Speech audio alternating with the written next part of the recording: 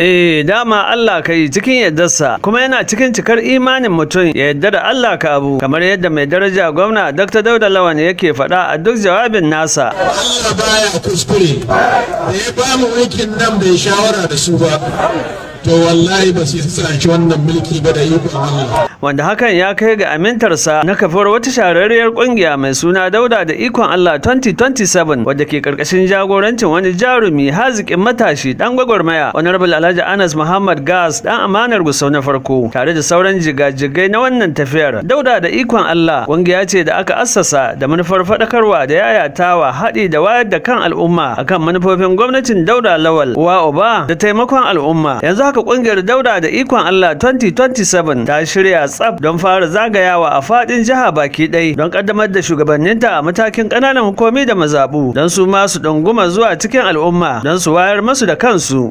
Dauda da ikon Allah 2027 shirye kungiyar take ta karbi duk wani mai son shiga cikin ta domin ya bada tashi gudunmuwa a wannan tafiyar. Dauda da ikon Allah 2027 da ikon Allah da ikon Allah da ikon Allah tsaro muna nan muna bakin ƙoƙarinmu. Allah ya tabbatar da Dauda gwamna a shekarar 2027 da ikon nasa. Amin. Wannan saƙo ne daga shugaban ƙungiyar Dauda da ikon Allah 2027 na jihar Zamfara, Honorable Alhaji Anas Muhammad Gas dan amanar Gusau na farko. Ƙungiyar ikon Allah sun zo su yi dan Allah, dan amanar Gusau sai Anas bawan Allah, jagora mai tawaga.